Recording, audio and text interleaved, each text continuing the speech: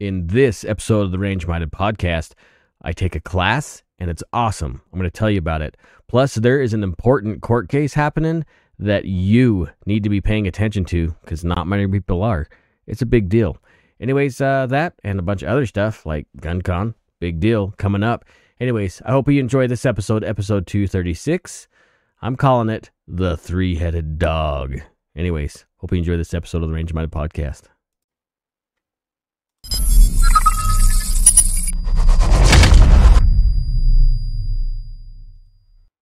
All right, gang, welcome back.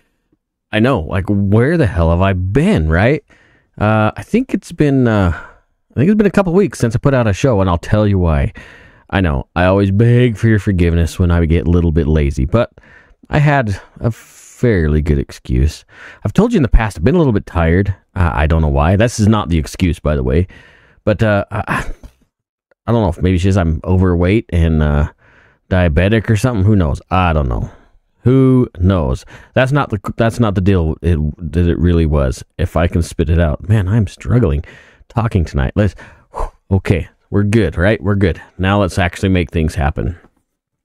Well, welcome back to the Range Minded Podcast. As usual, it's me, Steve, your host. Yeah, it's been a couple of weeks since I had a show come out. That being said, last week I was going to film some content to do a show, but it just wasn't possible. It was not physically possible for me to do. And we'll get to it. We'll get to the reason why. But first, you guys hopefully watched the last episode with Josh Best. He sent me something. Let's open it together. See what he gave me here. Kind of stoked. I don't get gifts in the mail. Gee whiz. What did he fill this thing up with? Oh, I do. This is great content right here. I got a little knife. Well, I'll probably cut myself in the meantime. So that should be pretty damn exciting too. So, I guess while I'm doing this, we can talk about where I was last week. So like I said, I had planned to record some content. That was my phone, just throwing it around. I traveled to Boise. I was actually supposed to meet up with Nick. I saw him for about 30 seconds. But it's all good. We were going to record a show while I was over there. I actually brought some stuff to do it. He ended up being so dang busy, as well as I, that it just didn't work out. What was I doing in Boise? Well, I think I hinted to it. Oh, dude. Did he give me more than I thought he... Oh. Josh, seriously, bro.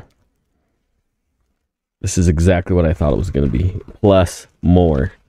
Holy cow. He filled this thing up. Josh, for reals, bro. For reals. So, patch, obviously, is going to go... Ching! I can't even figure out where my patch is in my camera. So, and then an 1156 patch, absolutely rad. You guys totally know how I feel about patches. A bunch of stickers, which obviously I like stickers too. But, dude, there's so much more. This is freaking awesome. Josh, dude, I'm blown away, bro. He even sent me a little note. Dude, is this good radio? Is this good video? Let me see. This is what he says. Steve, thanks for having me on the podcast. It was a great time. He started to write something, but he scribbled it out. Not that you're a bad speller or nothing. I look forward to connecting maybe in person in the near future. Thanks again. Sincerely, Josh, 1156 Productions.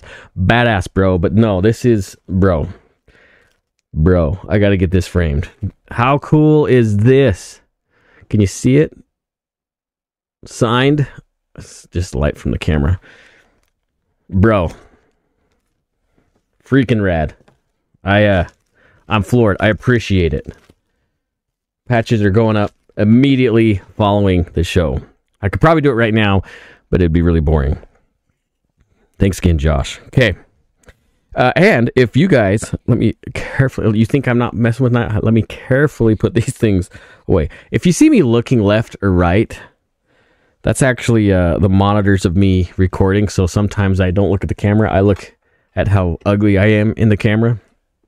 So that's both up here and up here. They're both whatever. Steve, whatever. All right. So what was I doing in Boise? Am I going to get to the damn story or not? Yes, I'm going to get to the story. So you guys may remember Ryan Atkinson from Fieldworks. We had him on the show 2 years ago. It's been a while. Hot minute. So Ryan has done a lot in executive security. He's done, he's taken care of a lot of people, a lot of top tier famous people that all of us have heard of. Great dude. Very knowledgeable. Some of that knowledge he's gained has come from various top tier classes that he has decided to compose a class to share that knowledge. He spends a lot of time with Ed from Ed's Manifesto. I know a lot of you, if not all of you, know who that is. If you don't, look him up, because that guy has got some crazy stories too. But with him, so Fieldworks, that's who Ryan is. And then you have Grizzly Medical. And then you have, sorry, Jason, I'm totally going to screw this up. ADS, I think I should have looked it up. Advanced Defensive Systems, I think is what it is, out of Southern California, LA. And Grizzly, I think, is out of LA as well, Grizzly Medical. Anyway, they compiled this class called the Cerberus class. And if you know, I think it's Greek mythology, the Cerberus is the three-headed dog that guards the underworld or something, which is cool. If you've seen any of the Fieldworks shirts lately, there's the three-headed dog on there, and it's Ryan and Dan and Jason. I think it's Dan. Oh, dude, I'm so sorry. I should remember. Anyway, this class was absolutely insane in a good way. So I was able to acquire a seat, number one. Thanks, Bishop Defense, for that. We're going to have you eventually on the show as well. I absolutely appreciate it. You're a stud, and all your employees as well. As not to leave out SimShot Meridian, which I also need to get you guys on the show. We actually talked about it. I don't know if you watch these episodes. I don't know what to do with my hands, but we're going to have you guys on as well. All of those dudes are solid dudes. Solid people. Anyway, back to the Cerberus class. So, started on Friday night. I left here. I'm in eastern Idaho Falls area. I left here about 11:30, 12. By the time I got to Boise, Meridian, it was at the SimShot Meridian facility. I got there and class started an hour after I got there. So Friday night was just like a get to know you. Here's what we're planning on doing in this class. Here's some things to expect, which I'm telling you, they don't tell everything well, that's not true. Hindsight, yeah. They do tell you everything that you're going to experience in the class, but you just don't realize that you're going to experience these things in this class. So day one, Ryan sits down. We talk about a bunch of stuff. They go through a short PowerPoint. We go, and all of us go have dinner. Obviously, he doesn't pay for our dinner. We get to pay for our own. But it was a good time. All of us hanging out. There was like 13 students, 15 students. Good class. It was a good class. Maybe 11. It was an odd number. I do remember that much. But it was overwhelming. I didn't have time to count the students, because once you get there, you are learning the whole time, nonstop. So, day one, awesome. Started at 5. We actually, it says 5 to 7, but we finished up about 8, maybe-ish, 8:30, and then broke for dinner. And then Saturday morning, 10 o'clock. I know it doesn't sound early. It really wasn't. But 10 o'clock, back at class, and crank on the fire hose. So in this class, Grizzly Medical takes care of trauma, like a trauma class. Tourniquets, learn how to save somebody's life, basic CPR, which I know they don't call that CPR anymore. How to recognize certain wounds, how to take care of some major situations, stuffing wounds, identifying pneumothorax, that kind of stuff. Great class. A class that everyone should be taking, at least a medical class. I'm doing this thing with my hands again. Something that all of us should be doing, especially if you carry a life-saving tool.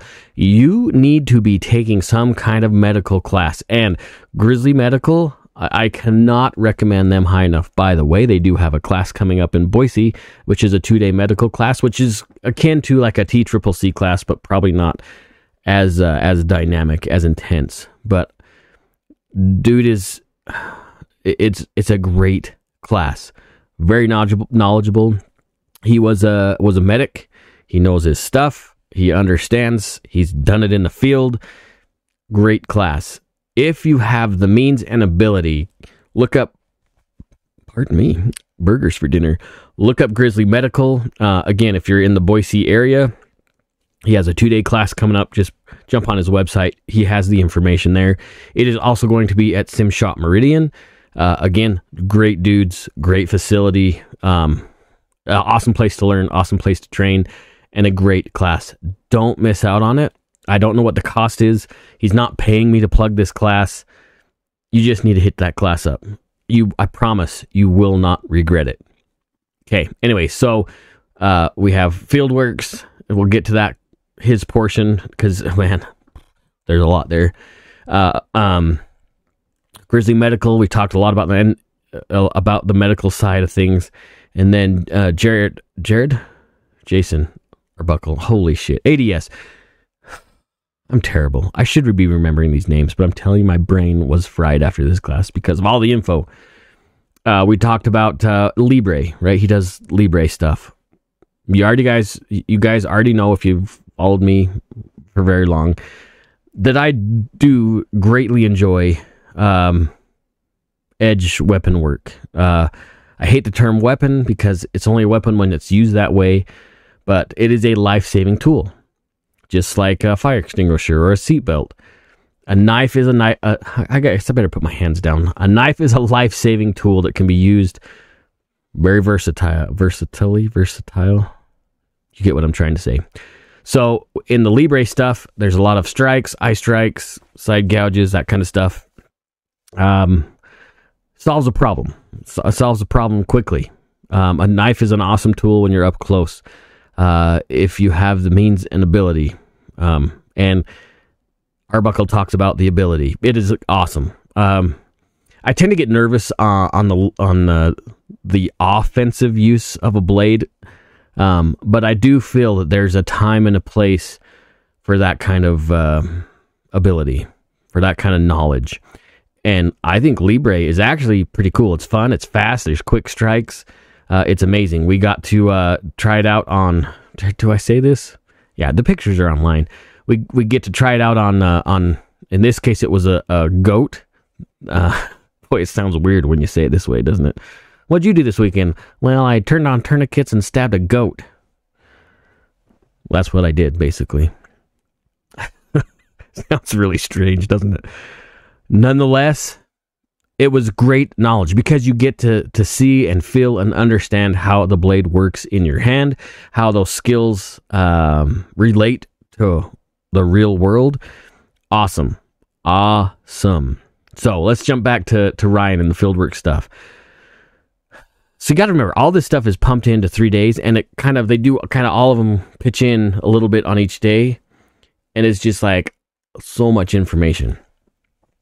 With Ryan, so Ryan understands a lot. I already said that in the beginning, right? He's done a lot of private security work, bodyguard, all over the world. He's been to probably just about every country in the world. I'm sure there's save a few. Very experienced guy. I'm not going to share his stories. It's not my business to share his stories. He shares some stories in the class. That's up to you to go to the class and listen to those stories yourself. I'm not going to share them. I'd probably ruin them anyways if I tried. Nonetheless, he taught us a lot of important knowledge-based skills. Understanding the environment, looking at things, learning how to exploit for the things that are around you that are necessary to save your life if something is to happen. I guess that's the best way to put it. It was awesome. Absolutely awesome. There's more to it. I'm not going to share the rest of the class, but we go into illegal restraints, say you're kidnapped. There's some abilities there that he addresses that we do share a little bit of time with in this class. It was fun. It was mind expanding. I wouldn't say mind blowing. In I guess some case it was mind blowing, but it definitely broadened my horizon and made me realize how much I have no clue about things. So I need to be diving in some more of this stuff. Pretty amazing. pretty awesome class. Would I recommend it again? 100%. 100%. 5 stars. In fact, that's what I put on the Instagram post is 5 stars, would go to it again. Okay, there's a caveat with this class. If you spend any time around this caliber of instructor that's had a lot of real world experience, you're going to understand that they may not communicate the way that you're used to. You have to let that out the window, and you have to absorb the knowledge that's being shared. They say things in a different way. They use words you may not like. It doesn't matter. Let that stuff slide, because the knowledge that's in there, that's embedded in this information, is top notch. I guess I'm a little bit callous to this kind of communication, because I've worked with military dudes, I've worked in the oil fields, I've worked construction my entire life, so I'm around colorful language all the time. It doesn't really bother me. So if you're planning on seeing one of these classes, you're like, oh, I might take my wife or my daughter, be warned. Okay, that might not be, it might be a little coarse for them to grasp. Next caveat, and I'm not going to share too much about this because you need to have this the test experience. I'm just going to call it the test, because that's exactly what it is. It's not an easy test. And it's required, well, I don't know if it's required. I think it is required to pass the class. But you will be expected to demonstrate all the skills that you learn. And there's a very specific way each one of these skills are presented to you to test on. You need to have some fortitude. You need to be able to control yourself to pass this test, because it is stressful. But it is 100% worth it, because you will have accomplished something that you weren't sure you could do. Those of the other classmates that went through this class with me, because I know some of you guys will be watching this, you will understand exactly what I mean. If you've taken a Cerberus class before, you will understand what I mean. If you jump online and you can look at some of the pictures that they've posted on Instagram, you'll look at them and be like, there's no way that happened in that class. It did. And that's during the test portion. I know that's incredibly cryptic, but I want it to be, because I cannot ruin this experience for you if you take this class. I would recommend you taking this class. It was awesome. Ryan's a friend of mine. I get it. That's not why I'm trying to increase his bank account. It has nothing to do with it. I want you to gain the skills that are being presented in this class. And the only way you're going to really gain these skills is by completing the class and completing the test. That's just the way it is. I know that doesn't make any sense to people that are watching or listening that don't know who Ryan with Fieldworks is, who don't know who Ed's Manifesto is. Just take a class. I don't know when the next Cerberus class is going to be, but just follow Grizzly, ADS, and Fieldworks. It'll all be posted. Okay, I'm sure they're going to share it. It's worth it. Awesome class. You probably can't see it. I'll take some pictures. I got some, maybe you did. If you saw my Instagram post, and maybe it was on the TikTok as well, you saw all the patches and stuff with the mask. I was going to use a mask in the class. I just left it in the car the entire time. Great class. Got some patches, which obviously I love. Awesome class. Whew. Okay. Let's stretch out a little bit. Got a little excited. So I accidentally closed some windows here in my excitement. So there's some things we need to talk about. Let's just say, man, that got really bright when I opened my screen, didn't it? I guess that's what computers do. Let's just say, well, I'm going to ask you a couple questions. Let's see how you are at answering questions. Okay, this is nothing about Fieldworks anymore. That commentary is over. And I'm still waving my hands. Look at me. Did you? I just realized what I did. Never mind. Lost my train of thought because of that. Thanks, guys. Thanks a lot.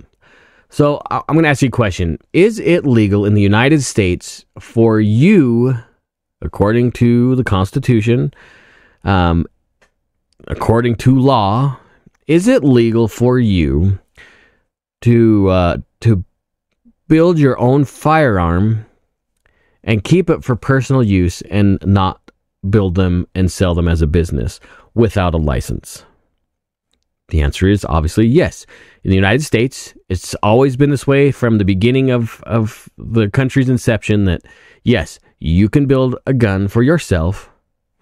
You can use that gun for recreation or defense or whatever. It doesn't need to be serialized. You can build yourself a gun and use it for your own purpose, and not sell it for profit. As long as you're not doing a business for profit, you're fine. Or distributing firearms as like a federal firearms license holder. 100% legal. Have you ever can you think of a time that the federal government may have overreached and prosecuted somebody for building their own firearms within the law? I know of one for sure, and that's the one I'm going to share with you. It has happened. It's happened to a man that I consider a friend now. A good dude. I haven't spoken to him physically face to face, but I've talked to him online. Unfortunately, I'm not going to have him as a guest on the show. He's currently going through a court battle, so he's not going to be able to say much anyways to jeopardize his case, right? Great dude. The man is amazing. And let me introduce you to him. And I'm going to share this stuff in the show notes, obviously, because it's important. His name's Dexter Taylor. Now, Dexter is I don't like calling him Dexter. On Twitter or X or whatever the hell it's called now, he goes by Carbon Mike. So I'm going to call him Carbon or Carbon Mike through the rest of this little story. But his real name is Dexter Taylor. Dexter is I just did it. Dexter. Dexter is a 52-year-old, like a software engineer or something from New York City. Great dude. Solid dude. The man has an amazing voice, by the way. If you want to be entertained by a man that should have be on all radios across the United States or the world, follow him. Carbon Mike on X or Twitter, whatever you want to call it. Carbon Mike. Cool dude. Absolutely cool guy. Anyway, so he realized at some point that he's a handy guy. He builds furniture. He does all sorts of, works with his hands. Pretty smart cat. Well, he realized at some point that he didn't know he could, but you could purchase things online. You could mail a receiver out and build an AR. He was stoked. He was super excited. So that's what he started doing. He started building guns for his own use. As far as I understand, he wasn't selling them for profit. And this happened for, a period of time. I don't know, a couple years maybe. Somehow, the state of New York caught wind of it, and they decided to prosecute him. So he, one night, he likes to listen to audiobooks. So he turned on an audiobook and was slowly falling asleep when he hears a bang and a thud, flashlights under his door, and his door kicked in by a SWAT team. It's ridiculous. Now he's being faced, there's no federal charges, but he's being faced with state firearms charges in the state of New York for simply exercising a right that exists. He did not infringe on any state law or any federal law. But what did he do wrong? So when I was talking to him, he linked me or shared me this story of a podcast that he was on before the court case, or his hearing, I should say, just started. I think the middle of last week, just started. And the state of New York is not presenting a very good case. Every once in a while, he'll pop up on Twitter Spaces and he'll talk about some of the things within reason of his court case that the state of New York is not, they're not doing well. Do I have faith that the state's going to lose the case against Dexter? I don't know. I think they're making an example out of Dexter. So let's see. So this is on the red state. Again, I'm going to share this article. This has been happening. He's been dealing with this for several years. This particular story took place on December 15th of 2023, and he was on. Let me scroll down here. He was on. I guess it's the Red State podcast. Anyway, he talks about his full case and everything there. Obviously, I'm missing a bunch. I'm water skiing over the top of it. This is obviously way more in depth than what I'm giving it credit for. But let me jump up here. So the district attorney identified, I'm reading straight from this article, the district attorney identified the defendant as Dexter Taylor, 51, of Brunswick. He was arraigned today before the Brooklyn Supreme Court, Justice Phyllis Chu, on a 37-count indictment in which he is charged with multiple counts of multiple counts of second, third, and fourth degree criminal possession of a weapon, criminal possession of a firearm, prohibition of unlicensed frames or unfinished frames or receivers, and one count of an unlawful possession of pistol ammunition. So that's why it's just a state case right now, because those are just asinine state laws within the state of New York. So his attorney, at least at this time, was it Vino Vargas? I think that's how you say his name, is obviously standing up for Carbon Mike, obviously, because there are serious breaches of the Constitution, of his constitutionally protected rights. The state has overstepped their bounds. It sounds like the state is having trouble creating a case or an argument for this case, but it's just asinine. Again, quoting later on here. So, Zavr, what we did actually, I think this is from, I don't know who's it. Well, I think this is from the city or the state. However, what we did was actually got the numbers from the NYPD. It took about 8 or 9 months to get them. When we got them, it showed that it would have been futile for Dexter to have applied for a gun license because he has less than 4% chance of getting a gun license. So, okay, this was later on. I guess I should have talked about that. So they're saying that he should have applied for the FFL, but like New York grants like 2% of all license applications. So it was impossible for him to actually apply and get one, which was ridiculous. Let's see. There was a couple other things. So obviously they're going to use the Bruin decision, NYSERPA versus Bruin, as a basis, right? Because we understand that in the Bruin case, which I think we talked about the Bruin case, maybe we need to do that again, that everything that New York State has been doing is a blatant spit in the face of the Constitution. Anyway, this is an important case. This case could be you, it could be me, it could be anybody that has built a firearm before. I know pretty much all of us, or a vast majority of my listeners, of you guys, my friends, have at some point assembled an AR or a Palmer 80 pistol, or, for example, I built, of course I didn't buy it off a kit, it was an actual frame. I built a 1911 with my bare hands, lots of work, by the way. It could be any of us. So, this is ridiculous. The thing that Carbon Mike is doing, one thing he said, which is 100%, is he said to somebody, what about this black guy? Because he's African American, he's a black dude, and he's a conservative, and he is a conservative isn't fair. I guess it would be fair. He's not right-wing extremist. He's not a Looney Tune. But he believes in the Constitution, and he believes in the freedoms of the United States.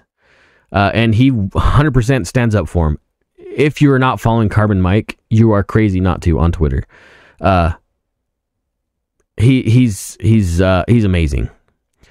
Not crazy amazing. Like I say, he's not a Fruit Loop. He's solid. He understands his rights. He understands gun law pretty well.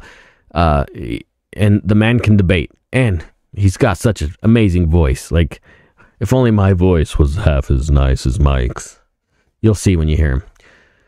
Anyway, he's saying like, hey, what about this black man's rights? Like, what about my civil rights?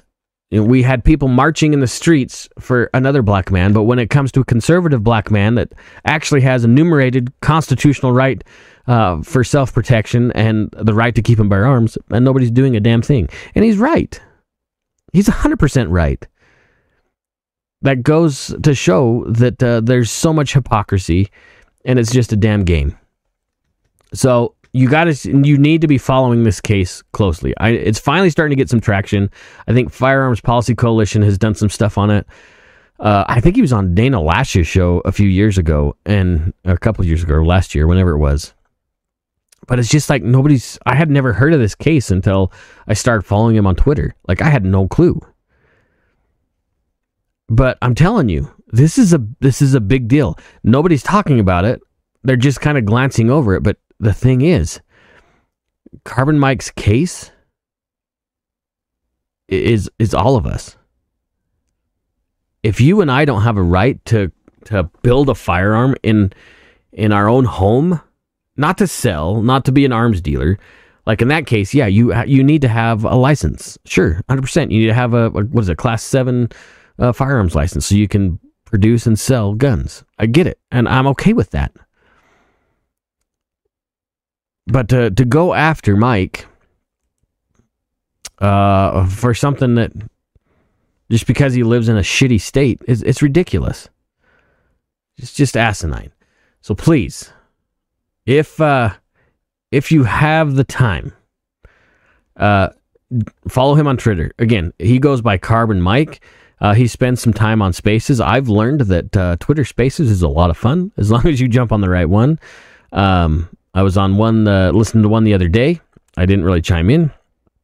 It was supposed to be on, it was a gun debate, gun law debate, and it was supposed to be from somebody that's super anti-gun, and another guy that I followed that, I wouldn't say he's extreme pro-gun, but he's got actual good knowledge about what the Constitution means, at least in my perspective.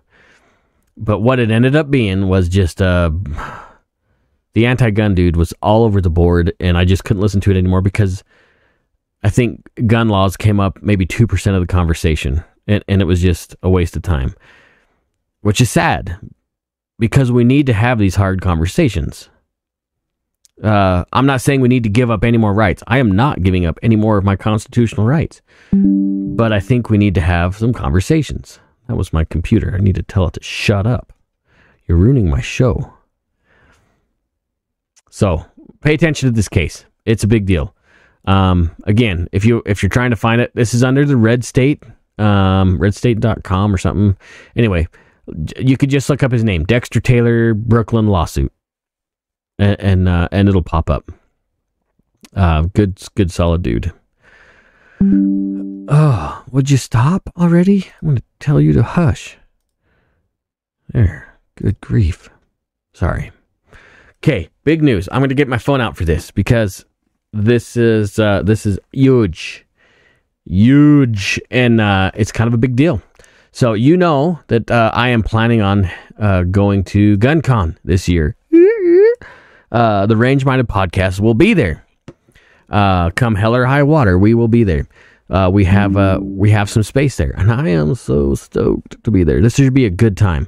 So there's like a ton of manufacturers that are going to be there. This is at Grinnell, Iowa. Gosh, I do it every time. Iowa, where the corn is. Grinnell, Iowa. The headquarters of Brownells. World headquarters. It's going to be Saturday, the 29th of June. Let me just pull this up till I get this correct. Got my trusty, rusty phone in front of my face. I know I could use the computer, but I actually, it's easier for me to do this on my phone right now. I know it's not very skilled for me just to look at my pooter or my phone compared to my computer. But let's start with this. So it's June 29th. I just looked at my computer instead. Here it is right in front of my face. June 29th, 10 a.m. in Ohio, Iowa. Gosh, why do I have such a hard time? It's a Brownells, okay? It's a Brownells. So tickets just went on sale. I want to say they're like $50 a ticket. And I know, well, that's a lot of money. Sure, but it comes with food, it comes with a t-shirt, and it comes with your chance to win all sorts of prizes. So it's a good deal. If you're counting lunch on that ticket as well, and a shirt. I mean, think about it. The shirts are what, $25?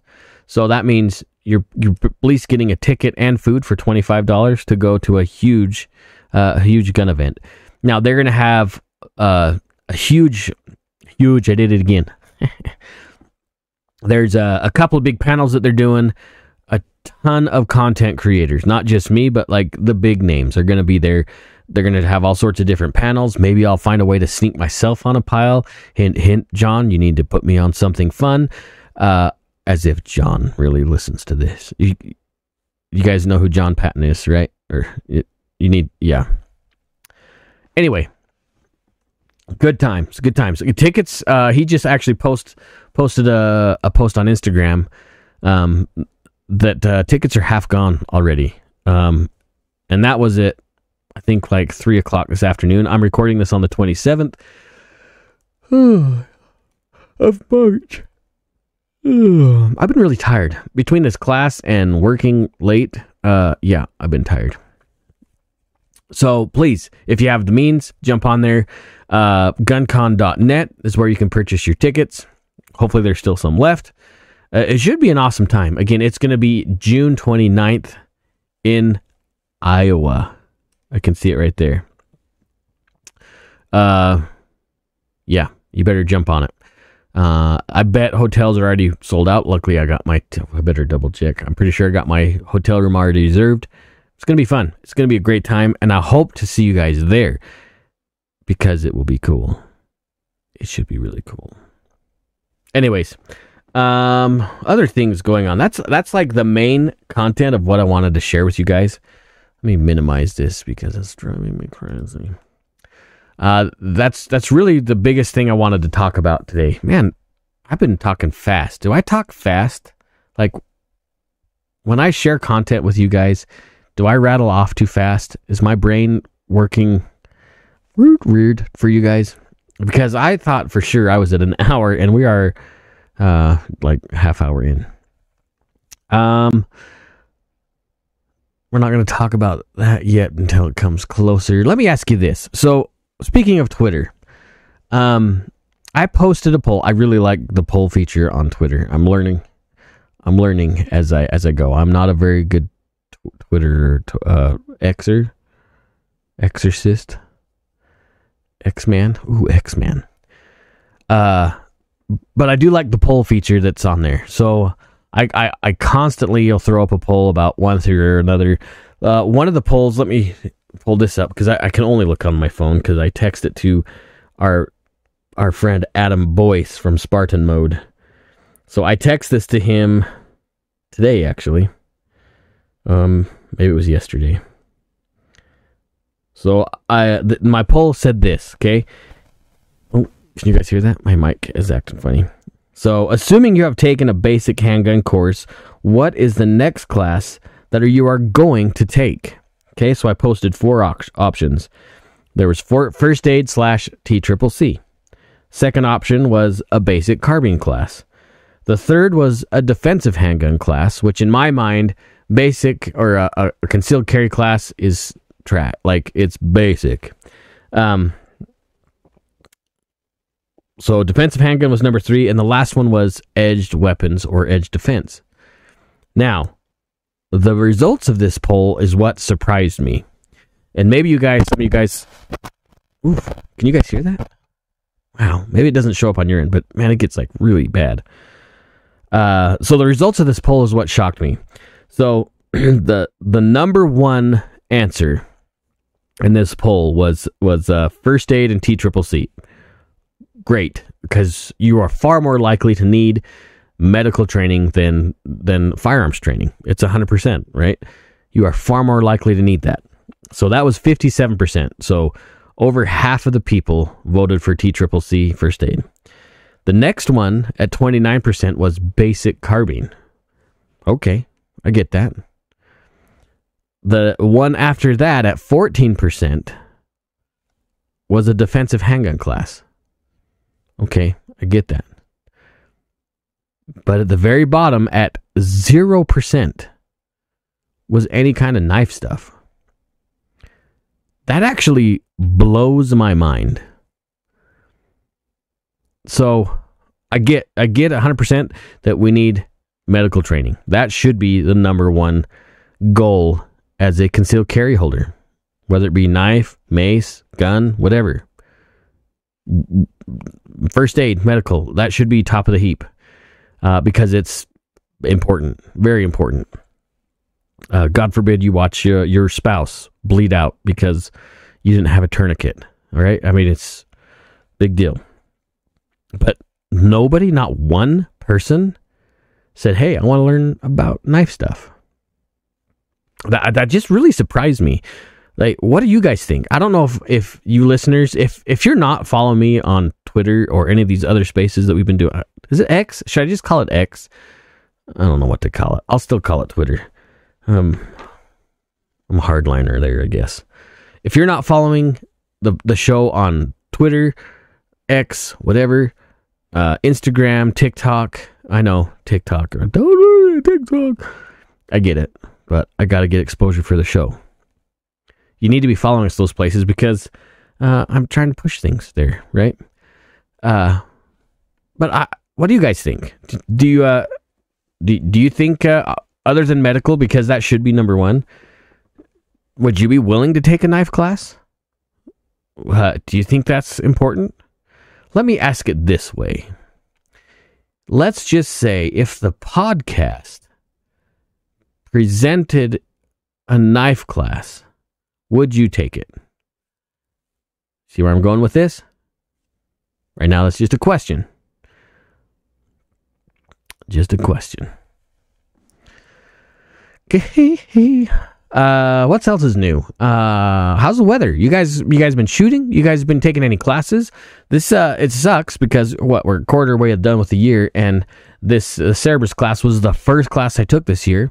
Not complaining that I took the class because it was absolutely stellar. But I have plans. Have some plans to take some more classes. I'm going to be spending some more time with Spartan mode. We're going to be working on some things this year that should be a good time. What else? Yeah. Do you know what? Just because you've earned it, I'm going to pop open a drink. What do you guys, I know this is not gun related, but what do you think about all the craziness that's going on in the world? I mean, we see the stuff in Haiti, which is absolutely nuts. We see ships running into bridges because, I don't know. Had an interesting conversation on Twitter Spaces today, actually, with a merchant marine. Merchant seaman, I guess I better not say it that way. A dude that's been on ships. And he brought some clarity to the situation in Baltimore that was refreshing and nice to hear somebody that actually knows what they're talking about. And he doesn't feel that it was like a terror attack or anything like that. I tend to believe him. He understands that stuff. He's ran shipping containers like that. Shipping container ships. Big boats like that before. So I tend to believe what he has to say. I don't know. He did say something that surprised me. Did you know that those big vessels have flight recorder, basically like a black box on them? So they've recovered it. They can now examine all that data and find out for sure what went on. What he was saying, it looks like they had some kind of electrical malfunction. The power went completely out. When you have, what do you say, that boat loaded weighs more than an aircraft carrier, which is nuts if you think about it. So you have all that energy, that inertia, and if you have no way to control it when the power goes out, I mean, what do you do? So, and then you see all the black puff of smoke come out. Those things are run off huge, what do you say, 100,000 horsepower diesel engines, which is amazing to me. So they must have seen what was going on. They cranked up the power as fast as they could, but I don't know. It could be a terror. Like, he's not saying that's not what it was. He says, sure, it's possible that there was some foul play there, but from his experience, he says it just looks like a tragic mistake. Just things worked out in a bad way. I guess we'll see. But there's other crazy things going on. Did you guys see the dude chewing on a human leg? I think it was in San Francisco or wherever. I'm not going to link the video in the show notes, but it's floating around out there. Black Scout Survival first talked about it, and I had not seen the video. I didn't know what he was like, whatever. And then I think I was perusing through Instagram. Another side note we'll get to in a second. When I see the video of this homeless guy eating on a human leg, and you can't tell at first until the dude turns around, and here he is with this drumstick looking thing with a foot attached, just chewing away. Well, I guess what had happened is some other homeless person lost, must have been sleeping on a railroad track or something. They'd lost a leg in a collision with a train, and hungry dude decided, hey, I need a leg up in life. I guess I'll just go for this one. And that's exactly what he did. Pretty gross. It was raw. That's the other thing. Like, he didn't cook it. He just decided, I wonder what raw human flesh tastes like. Crazy. But when we add that to the Haiti thing, which I know we haven't talked about yet, that is super nuts. Not to mention that we're going to have a huge flood of Haitians trying to escape what Trump endearingly calls a shithole country. I guess it probably fits that fashion. Yeah, like, what are you doing to prepare your family, protection-wise? You see what I mean? Are you guys preparing? Are you storing food? Do you have a way to get good, clean water? Are you learning skills, hunting skills, skinning? When you go hunting, you need to process that meat. You might just say, well, I'll take it to a butcher. Yeah, that's great. But let me tell you my experience with going to the butcher. We butcher a cow every year. My father-in-law raises cows, so we buy a cow every year. We take it to the butcher, and we get our meat back.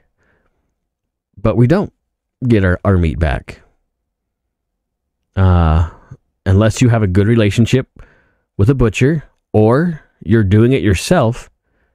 You most likely are not getting the meat you drop off. I learned that maybe not this butcher, but a lot of times it's just meat comes in, they butcher it and fulfill the next order. Meaning you get all these cows in, but you got all these other orders to fulfill. It doesn't mean that you're getting the cow you dropped off. Why is that a big deal? It is a big deal to me because I know how that animal has been cared for. I know the vaccines the cow has. I know where what grass the cow's eaten. I know what grain it's fed before it's let off to the butcher.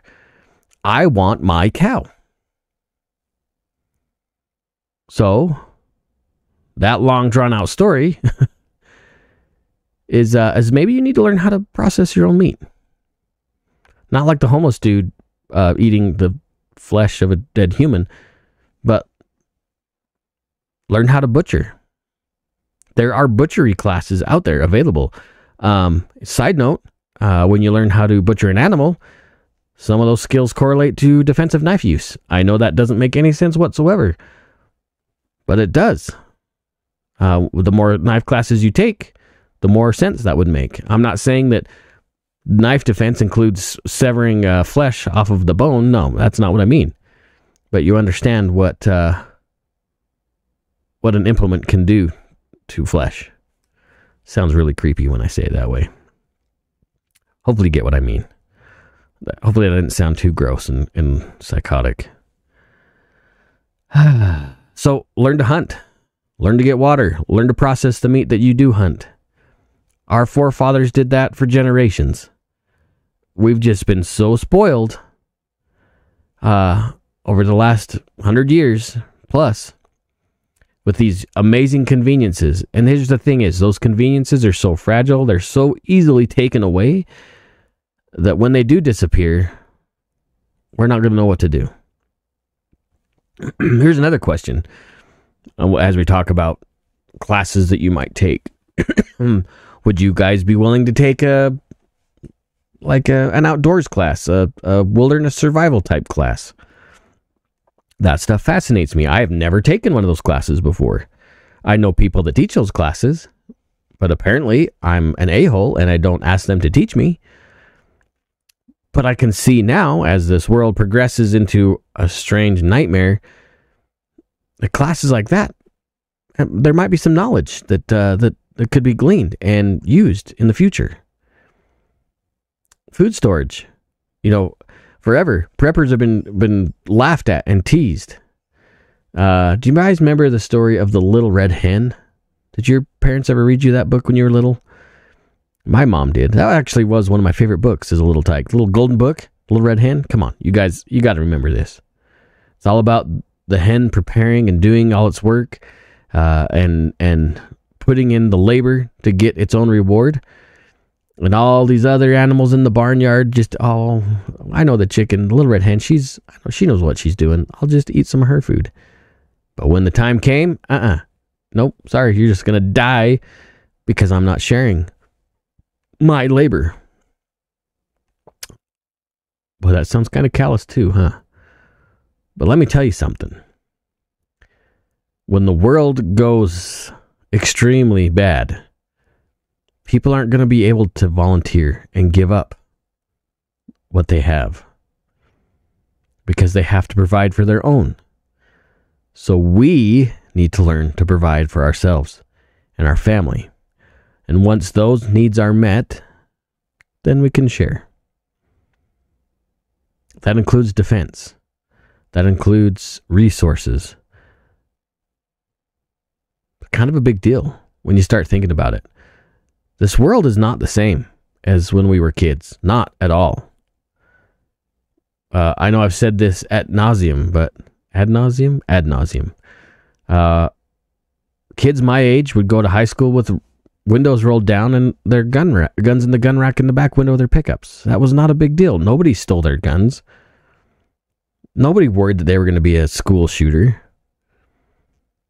I had some older friends. He's passed away since, but he told me when he went to Idaho Falls High School years ago, they had a rifle club, and they would meet in the basement of Idaho Falls High School. That school's still standing. It's an old high school in Idaho Falls, Idaho. Yeah, if you want to. Anyway, they had a rifle team that would meet in the basement, and they would shoot 22 rifles in the basement of the school. He also told me that he remembers a time, again, he's since passed away, good dude. So this was quite a while ago, but he remembers carrying his 410 into the school, putting it in his locker, going to school, talking to teachers about it. They all knew he had it. Taking the 410 out of the locker and then going dove hunting after school with his friends. Obviously, it wasn't the gun. Like everybody's saying now. That's not the issue. The world is just a different place now. It's so full of hate and discontent. The violence doesn't come from the tool, it comes from the person. I was going to say the tool, like air quotes. We need to get back to that.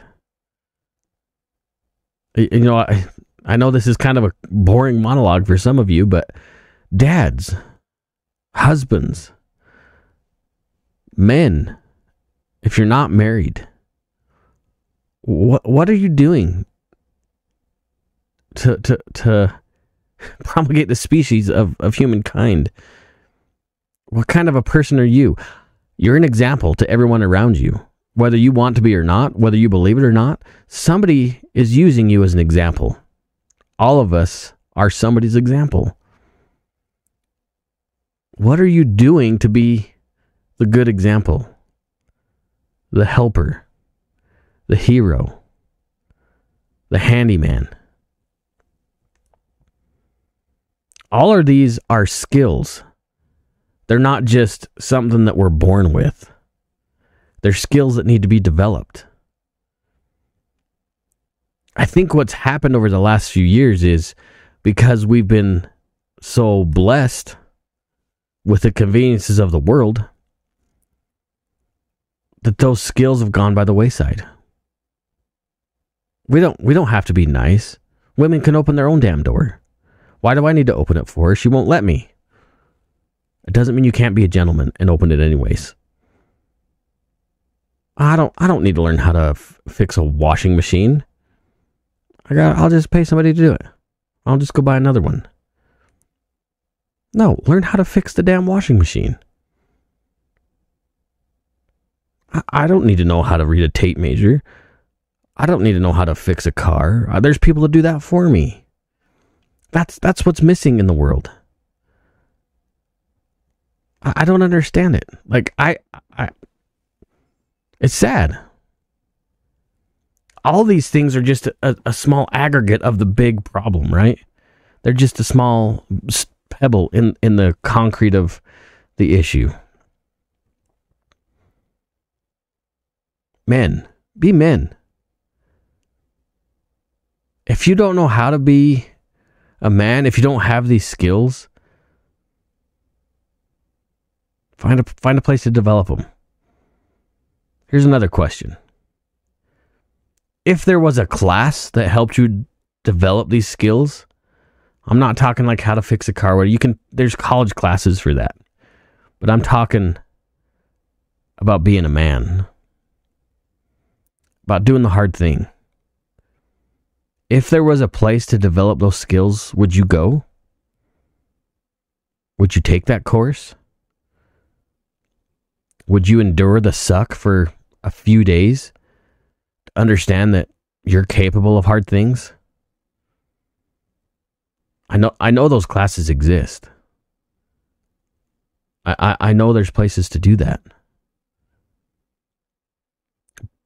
But the very hardest step, the worst place, is the first step. I mean, I've got books that I've bought from people that I want to meet. In fact, I've even reached out to some of these people. They're like, yeah, give me a call. Give me their phone number. And then I'm too chicken to call. There you go. I'm guilty of it too. Man up, right? Don't fall into the tropes. Don't fall into the lies. The world needs strong men. The world needs leaders. You cannot lead if you are weak-minded, weak-spirited, or physically weak. You can't. There's always somebody to fill that void. You might be able to be artificial in some of those things. Maybe you have a lot of charisma, but that doesn't make you a man. It makes you a fraud. We need to be developing these skills. Women, it's okay to be a strong, independent woman. 100%. You go, girl. It's also okay to have a man around the house. It's all right. It's okay to let your man not seduce. That's not the word I'm looking for. Woo? Is it woo? Look up the old meaning of woo. I'm going to woo her, like impress her. Treat her like a queen. Treat her with respect. It's okay to find a man that does that for you. And don't settle for anything less. The world is full of scrubs. We don't need more scrubs. We need men. We need families. We need moms. I'm telling you, this just the stuff that bounces around in my empty skull sometimes. The key to the problems of what the United States is facing right now, the absolute key is the first words in the preamble. We the people. I've shared this before, and I'm convinced of it. We the people. That's the key. That's the fix. That's the pill for the problem. Is us. we have to stand up. We have to expect morals from ourselves, good moral behavior. And once we expect it from ourselves, we expect that from our neighbors. Once we expect that from our neighbors, and we get it, I guess, then we expect it from our community, and so on. The people that are our leaders, they're despicable. They're gross. Sure, there might be some good eggs out there, but I have a sneaking feeling that that is a very small fraction. We need to expect more. We need to be more. And that's the key. That's the key. But it's hard. It's a tough thing to swallow. All of us have to fix it. I've thought of some things after this class that I need to fix. And I'm not talking, I need to be better at medical. No, that is not what I learned from this class. I did learn that. But there's something deeper that I learned from the class. I got to be better. The only way to survive, the only way to win is to be better. And the only way to be better is to man up, for lack of a better expression. It's time. We cannot fix the world without fixing ourselves first. And that starts in the gut, man. It starts right here. It's time. I don't want to see violence in this country. I don't want to see cartels kidnapping women and children for sex slavery. I don't want to see terrorists freely walking into this country. I don't want to see the chaos of the world, the hate from one religious group to another. I'm tired of it, and I'm sure you are too. We may not be able to fix what's going on in the other country. We may not be able to fix what's going on in another state, but we can fix what's going on within our hearts, and that's where it's got to start. With you and with me. Once that's fixed, it's contagious. I'm convinced of it. Listen, I'm going to let you guys go. That was like a 30-minute sermon. I appreciate you guys. I don't know if you like those monologues, but sometimes I just got to share what's in my heart. And that's just how I feel. Like it or not, I don't care. I love you guys. I really do. I appreciate you guys for supporting the show, for being here for me. It means more to you than you understand. Like getting these this stuff in the mail from Josh. I'm telling you, that means more to me than I think he understands. It means a lot. You guys hanging out for an hour means a lot to me. I appreciate it. If you want to follow the show outside of the show, obviously we have YouTube. Again, but we have Instagram and Facebook and Twitter and TikTok. I'm sure we're other places too. Just jump on the website. There's some other stuff, other deals, some affiliate links on the website as well. I got some stuff from Agilite that I'm trying to work out. That should be awesome. I'm still trying to work out some details there, but I got approved, so there's a start. But there's some links for Brownells. I think maybe they're not on the website. I need to fix that. But you can bounce around, see on my social medias. You can jump on those links. It may not mean much to you. If you're going to do the shopping anyways, it helps out the show, and that is awesome. We got big plans this year. GunCon is just a small part of that plan. I've been hinting at something bigger that I hope comes out. We'll see. That would be huge. I'm not going to say what it is, obviously, because there's no guarantees on what that is, but it would be massive. So, appreciate you guys.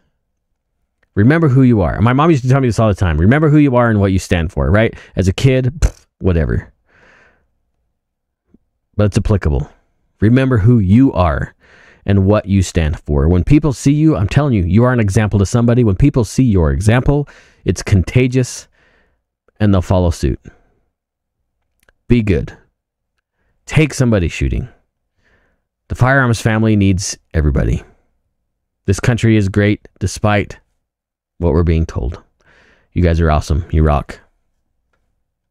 Take care.